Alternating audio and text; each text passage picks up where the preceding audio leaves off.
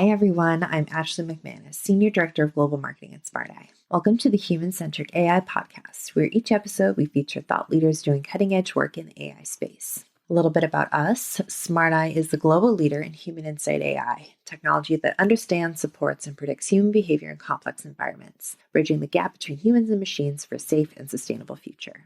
Today, our technology is embedded in next-generation vehicles, leading the way towards human-centric mobility through driver monitoring systems and interior sensing solutions. Our research instruments offer unparalleled insights into automotive, aviation, assistive technology, behavioral science, and many more fields. We have a special episode for you today where we are delving into the groundbreaking world of AI art expression for those with Motor Neuron Disease, or MND, such as ALS. We spoke with guests Franklin Williams and Evan Schmidt from the Area 23 Agency, along with Richard Cave from the MND Association.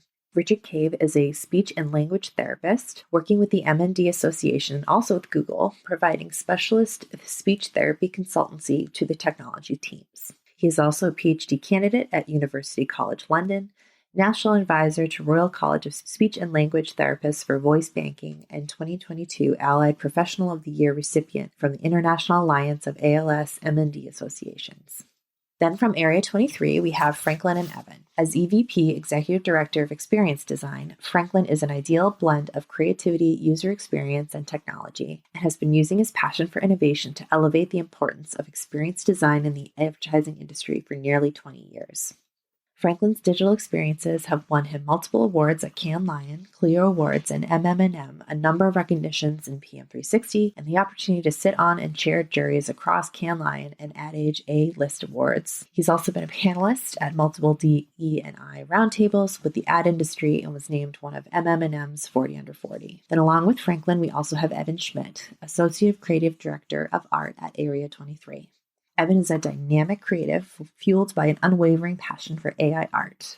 With a background in illustration and a flair for innovation, he seamlessly integrates AI algorithms into his artistic vision, crafting visually stunning and thought-provoking pieces. Together with the team at Area 23 and IPG Health Company, Evan helped to develop the Mind's Eye app. Mind's Eye is the world's first AI art expression tool for people with MND ALS. As an associate creative director, Evan inspires his team to embrace the transformative power of AI, creating a new era of visually captivating, intellectually stimulating experiences. In our conversation, we unraveled the journey behind Mind's Eye, exploring its purpose, unique features, and the impact it has on the lives of its users. We also uncover the synergy between Mind's Eye and the SmartEye assistive technology partner Smartbox, who use our eye tracking to help give a voice to those who are unable to. The pivotal role of eye tracking technology, and we also will hear some inspiring user stories. Evan has an exciting call to action also for our listeners to try Mind's Eye in Grid, which is the Smartbox product, with a 60-day free trial for Windows or a 30-day free trial for iPad at thinksmartbox.com/trygrid. So let's get ready for a deep dive into the transformative realm of Mind's Eye and the evolution of human-centric AI. Let's listen in to learn more.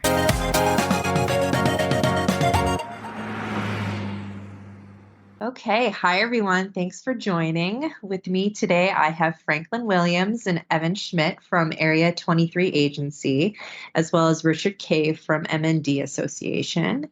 Evan, Franklin, and Richard, thank you so much for making the time to speak with me today. Thanks for having us. Thank you. Absolutely. All right. So to kick us off here, can each of you maybe briefly introduce yourselves, your role, and maybe share your career path of what it led you to work with or at MNDA? Maybe we'll start with you, Richard. Okay, lovely. Yeah, mine is Richard. I'm a speech and language therapist, or an SLP, as they say in the US. And I work with the MND Association. I work with people living with motor neuron disease, or ALS, as it's called, in the States and in other parts of the world. So I'll mention those interchangeably, but I mean the same thing. And I work at Google part-time on technology to make sure that everything, as far as possible, is inclusive and accessible, and for always thinks about people living with disability, including ALS, MND, and many other conditions. And I'm a PhD candidate at UCL. And it sounds like a lot of work. It is a lot of work, but it's all about the same thing. It's all about the same thing. It's about using technology to help people live their lives who are living with disability, to include them. And that's why I'm so excited to be here to talk about this amazing Mind's Eye project. And I'll hand over to Evan. Thank you, Richard. I'm Evan Schmidt. I'm a creative with Area 23 and IPG Health Company. And I work with a lot of teams. We work on special projects at Area 23, and Mind's Eye was one of those projects that we chose to develop. And we couldn't be happier about the project and how it turned out. So I'm very excited to get into it. I'll pass it to Franklin. Thank you. And very quickly, in short, I kind of started my career as a technologist, and I think over time realized that the technology wasn't enough to actually bring solutions to people. You need to understand them. You need to understand their problems. You need to understand who they were, and what their challenges were. And so really thinking about the user experience and the design of a product really led me to where I am right now. So I'm also at Area 23 and IPG Health Company as the head of experience design, and really focused on making sure that the end user really wants to use the thing that we create and really needs the thing that we make, because without that, then we're just making art. Okay, so let's start to kick things off, kind of talking about this topic here today, which is the product Mind's Eye, right? So I would love to just understand broadly, talking about Mind's Eye and its purpose, and ultimately, what's the pitch for it? Why would someone use it? What is it? I can start with that. So the general premise is that Mind's Eye is an application that allows someone who doesn't have access to the traditional generative AI tools to be able to create generative AI artwork using, in this case, specifically just their eyes. And so we really tried to craft this tool in a way that wasn't just make art, but instead find a new way to communicate, find a new way to express yourself. But we had to really start thinking about the user challenges, which were, if you're only typing, one character at a time with your eyes, trying to type out some of the prompts that we're looking at that are, maybe hundreds of characters long sometimes. How can we get there faster to still be able to create this beautiful artwork, make it really useful, but at the same time, minimize the amount of time? So that's really the essence behind what makes Mind's Eye special and what makes it different than all the other tools that are out there for the kind of common user out in the world. Absolutely. I think the way I got into it was I was obsessed with AI artwork. And then further down the line, it became a way for people to express themselves. Like it became so much more. It became a communication tool. And I think that was one of the most powerful things that I watched along this journey happen.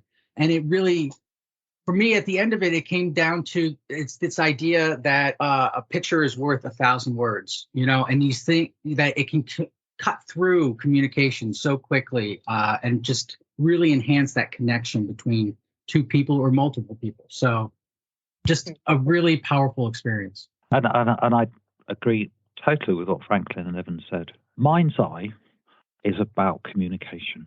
That's what this is. Mind's Eye helps people who may not have speech or may have difficulty accessing, may have great difficulty communicating at any speed at all, to share their views, opinions, dreams, whatever they want to do through art. That's what Mind's Eye does. And it's been fascinating to see what people living with ALS MND have done with it. So it's just like Franklin says, that if you have difficulty with speech, like almost all people living with ALS MND will eventually have, then they can type using whatever modality they have through Smartbox a message or just have fun or whatever, and it will generate art, unique AI-generated art. It's a fantastic tool. And this is like, everyone talks about AI. Every meeting I go to, it's AI. And yet, the only kind of people that I think are being excluded from AI are the people that might benefit from it most. And those are vulnerable communities, including MND ALS, but a myriad others, many other communities.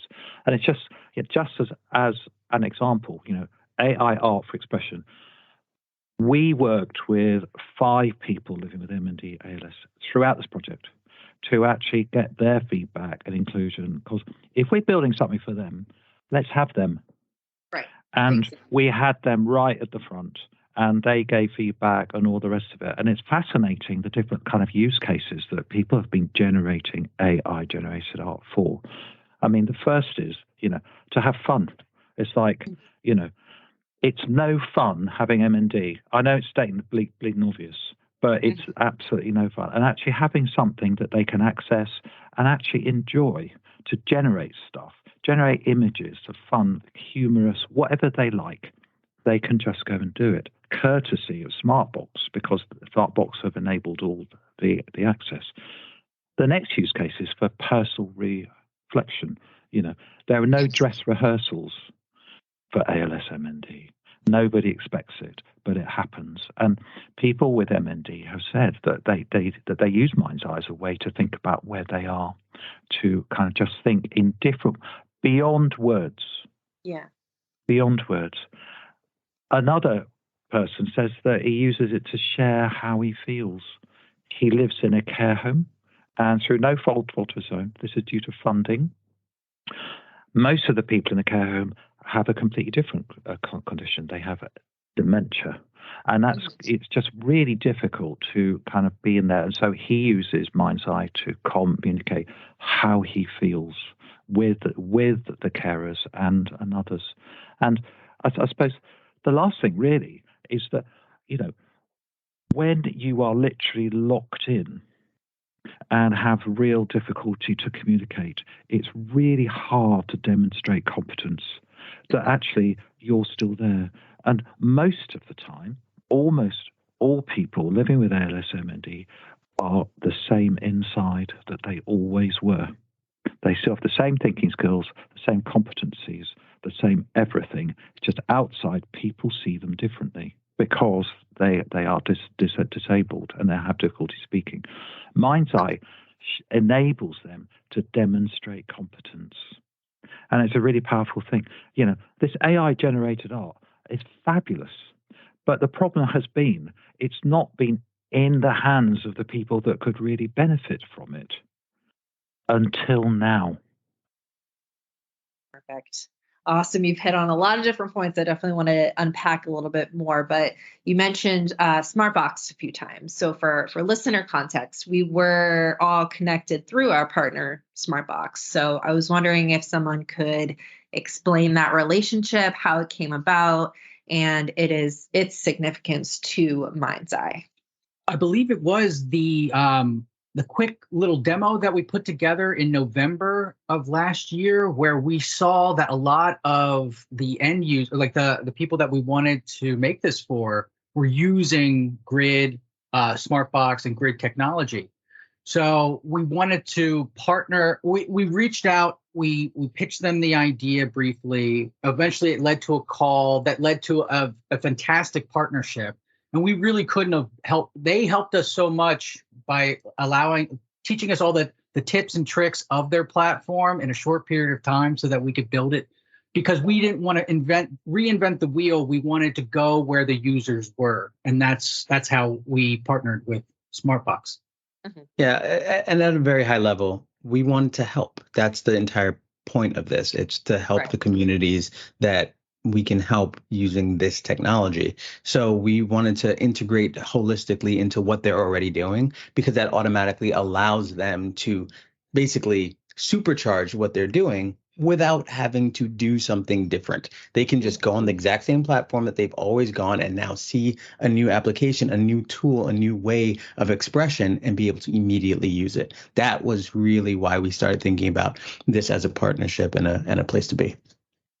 But this is, these are fantastic partnerships that work. And the MND Association has something called the Technology Think Tank. And in it, we have lots and lots of corporates and tech companies, and Area 23 is there, and all sorts of other groups. Smartbox is there. And the idea is to get to know each other and think through problems. And you know what, when for these types of problems, no one person has the answer. We know stuff, but we don't know it all. And we accept that we don't know it all. The technology think tank is there to help people to talk together, to put it all together, put all our knowledge together. And so, what happened, I think there was, I think the head of Area 23, Tim, is it Tim? He was at Cannes. He was at the Cannes collecting loads of awards. I'm obviously sure of that. And he talked to Nick Gold up at the MND Association about an idea. And it was just an idea, but it was a great idea. It was about how about getting AI-generated art for people living with ALS, MND. We didn't know, the answer was not apparent, but the idea was great. And so putting all together, we worked together. At the MND Association, we have partnered with Smartbox forever, along with other groups. And so sharing our knowledge, just putting everybody together to talk about it. And it's no mistake that it's come out so well at Smartbox, because not only have in Area 23 Smartbox have just done so much sterling work to actually make it work, but also it's the stuff afterwards that really matters. It's like if people have a question, if there's a problem, it's like, I'm a speech therapist, I can say anything I like. Mm-hmm. But with Smartbox, when as a clinician as well, I use them a lot. If there's a problem and I'm in front of my client, I can pick up the phone and they will answer it. Smartbox will answer it.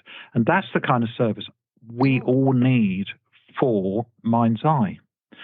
So it's kind of, it's a collective that actually we all get the credit for, because although there are 4 of us on the call, there are actually, I think, probably 50 or 60 people that have worked on this project, and maybe more, including 5 people with MND. And so putting it all together is just, something that we can all take credit for.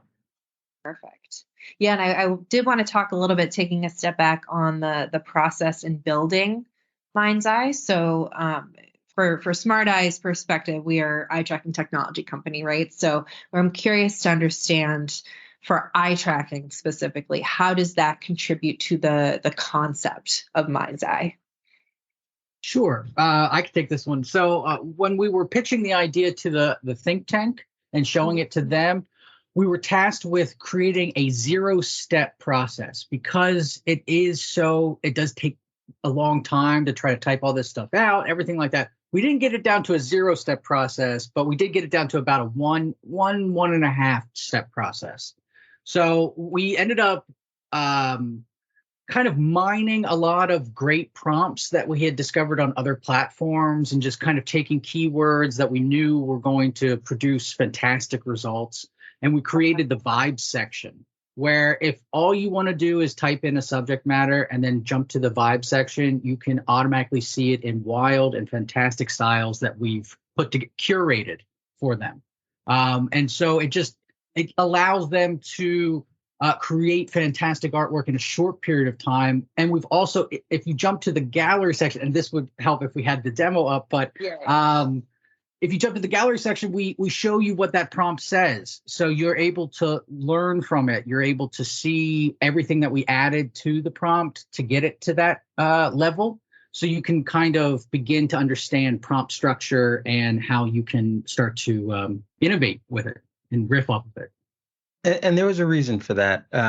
We want to be able to give anyone, depending on their own personal level of interest with the tool, the ability to do what they want in that moment. So the vibe sections allows somebody to type in a prompt, one word, hit vibe, boom. Now you have the thing that you want generated. But if you really want to get deeper and start writing prompts yourself, if you want to take the time, if you want to spend the energy because you really want to be very specific, you can do that too. And I think so understanding maybe some of the prompts that you see in the gallery and some of the art that you see in the gallery and what created that. And you want to take that in and do something with it yourself. Again, back to self-expression, back to this is all about you. We wanted to give every avenue or create every avenue possible to make sure that people were able to express exactly what they were looking for, not some version of it, but exactly. So I think that that's what we've accomplished in this. And I think there's clearly more to come, but I'm very excited about where it is today. Awesome.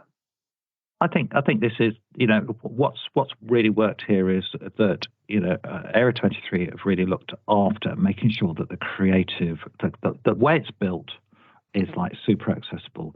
Smartbox have used everything they know to make sure that whatever people have, whatever accessibility needs they have, whether it be direct access, switch access, head mouse, facial gesture, your cameras, whatever they have, whatever they're using today, bring that. And that is just the joy of this project, because actually, in a sense, there's nothing really new that has been invented here. We've just put existing stuff together and made it so much better. And I was just out on Twitter a couple of days ago. I saw people using it for examples that I thought they're using it, but in different ways that I imagined. And that's because we made it accessible thanks to, Area 23 and Smartbox and of course for your cameras too. Absolutely. So I'm curious if is there a genesis story of how you set up to develop Mind's Eye to solve, these challenges that you saw? I don't know if you have any personal kind of stake in this product, but I would love to understand kind of the backstory of how this came to be. So do you want to go ahead?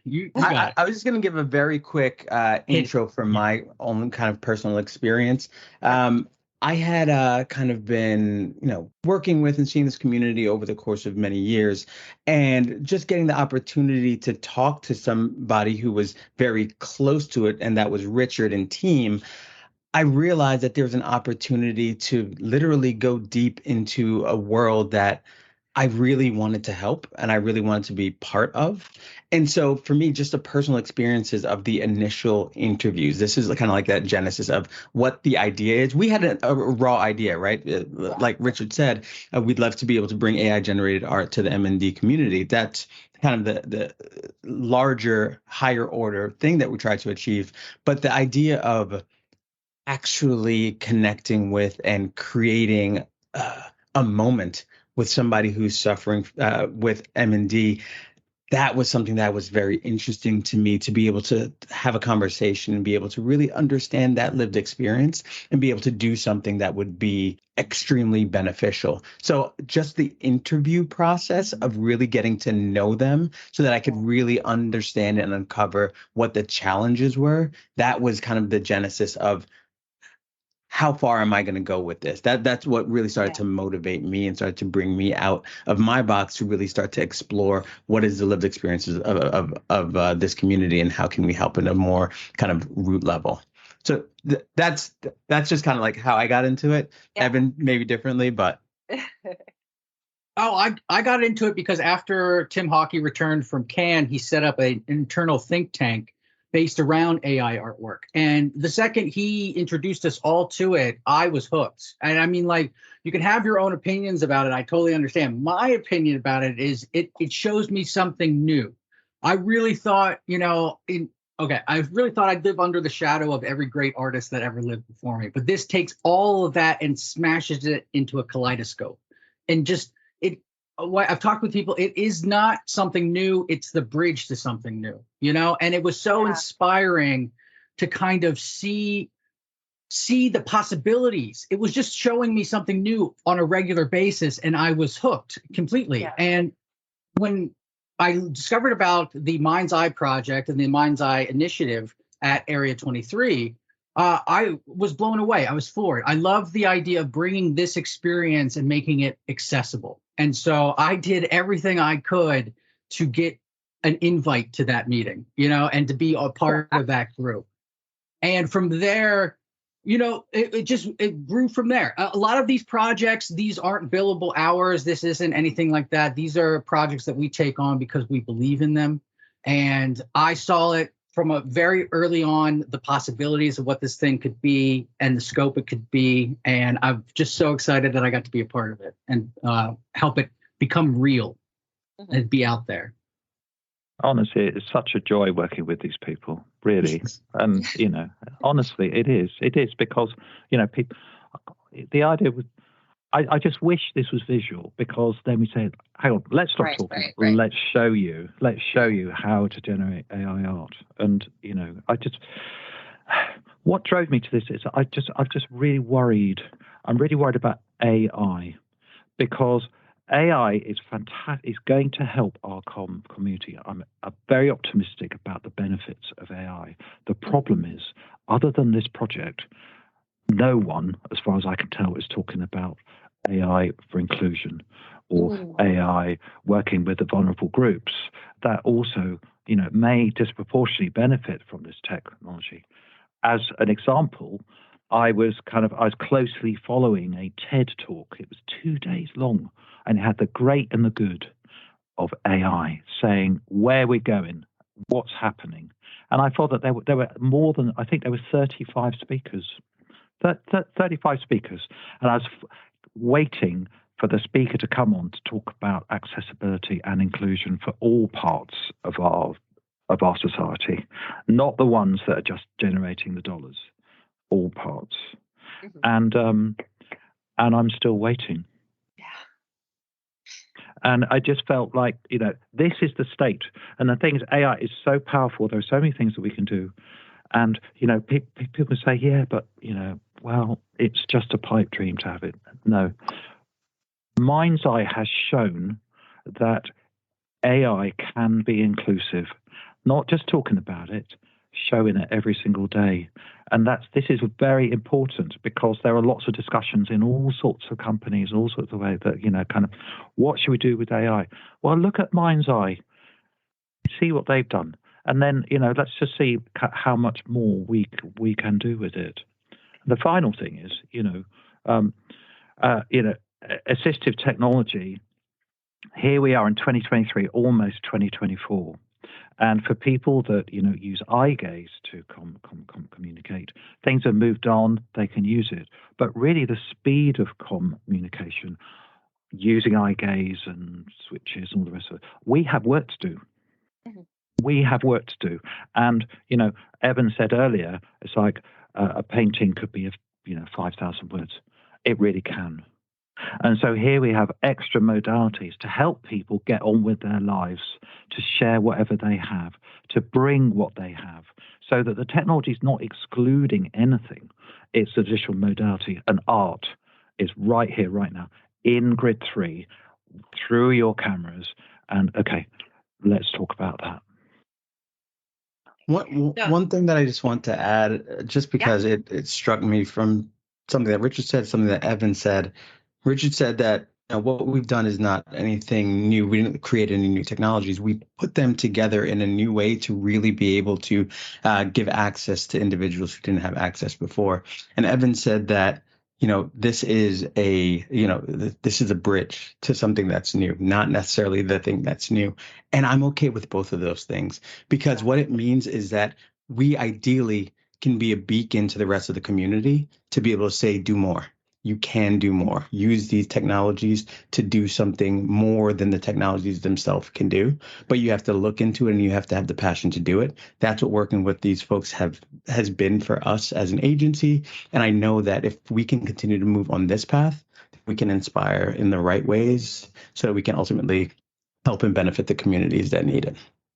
Yeah. And speaking of, kind of inspiring and this community, people love to hear about user stories, right? So I'm curious if there is any favorites highlighting how these specific individuals are using Mind's Eye and the kind of impact it has had on their lives. Do you guys have any stories you could share about this community and how they're using this technology?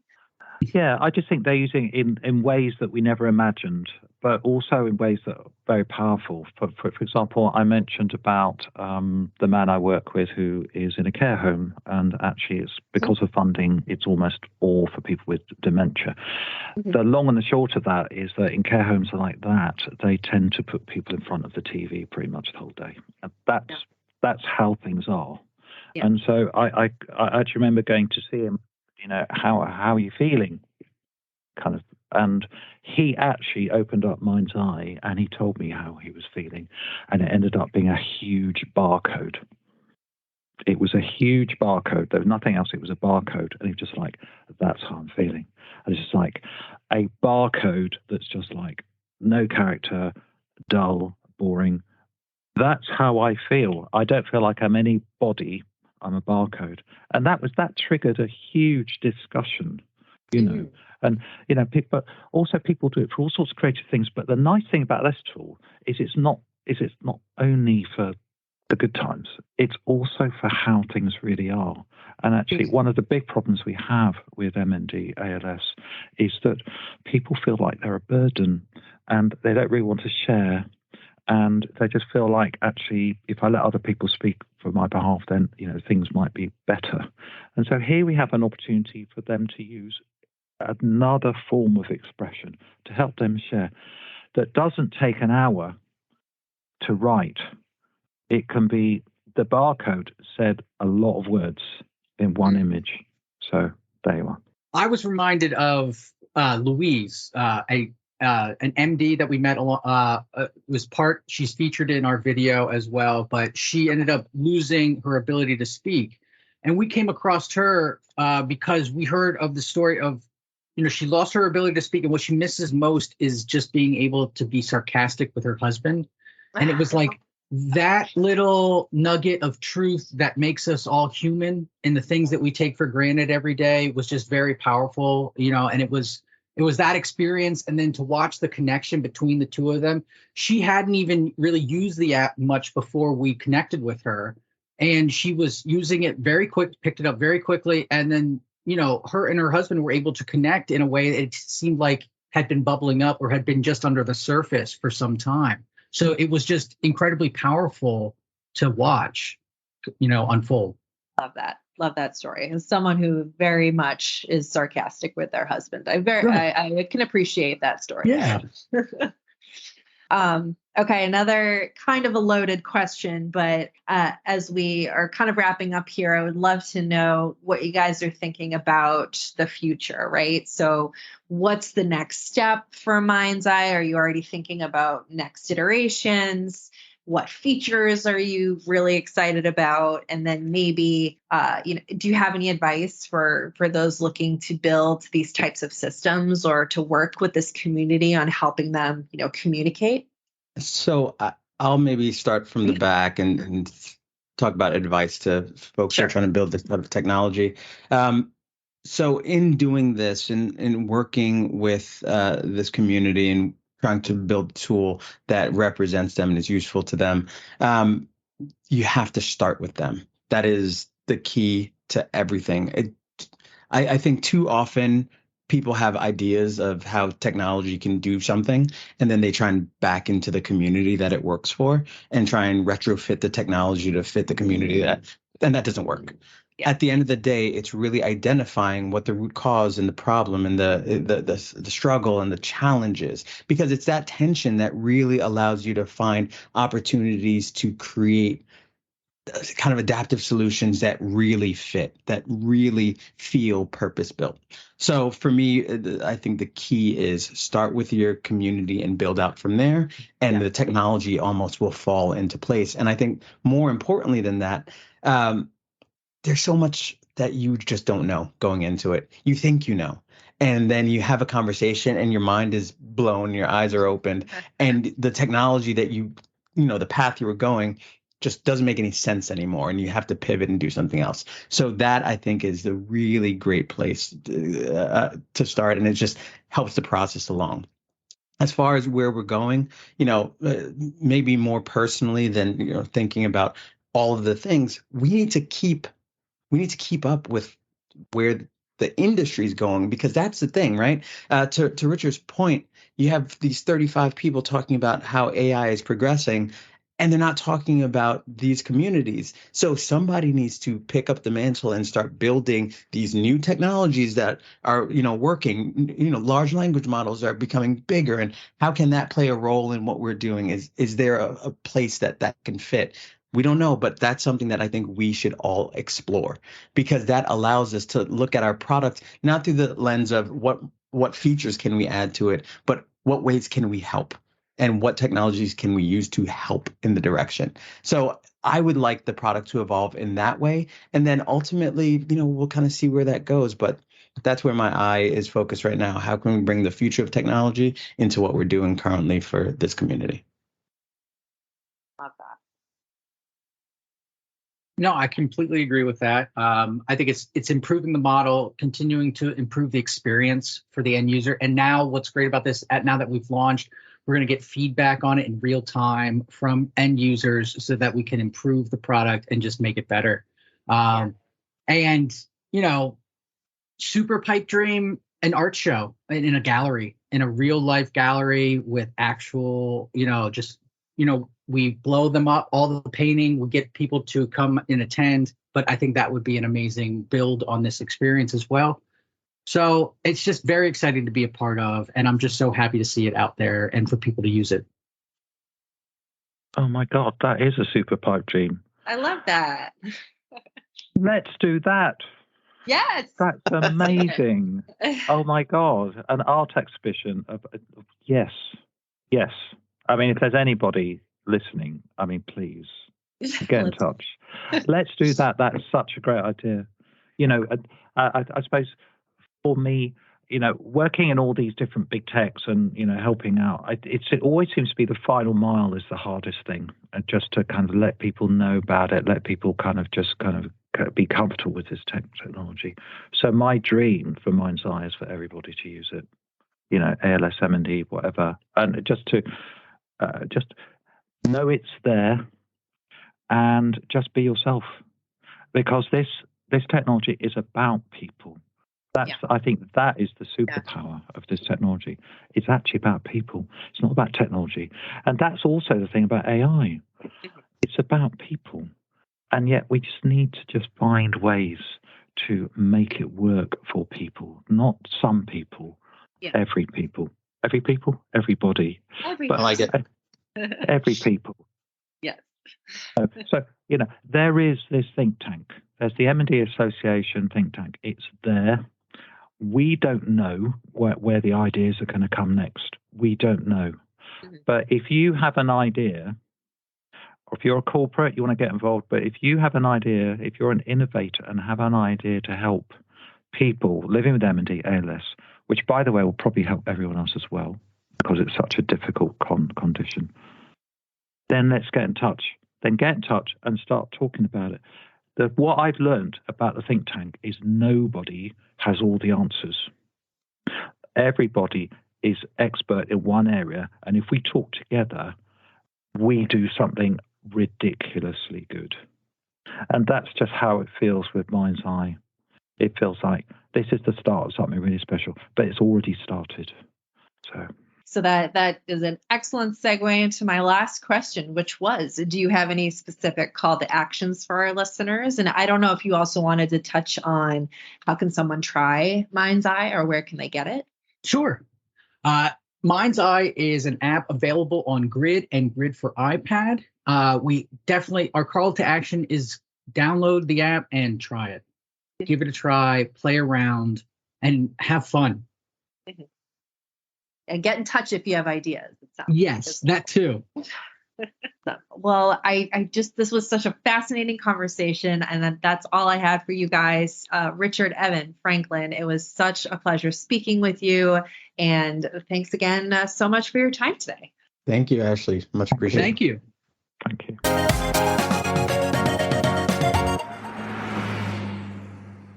Similar to our partnership with Smartbox, this Mind's Eye use case is a really heartwarming use of our technology to creatively empower those with disabilities. I personally was really inspired by this team's innovation and collaboration, their passion for empowering accessibility, and how all three have really honed in on the importance of human-centered design and impact.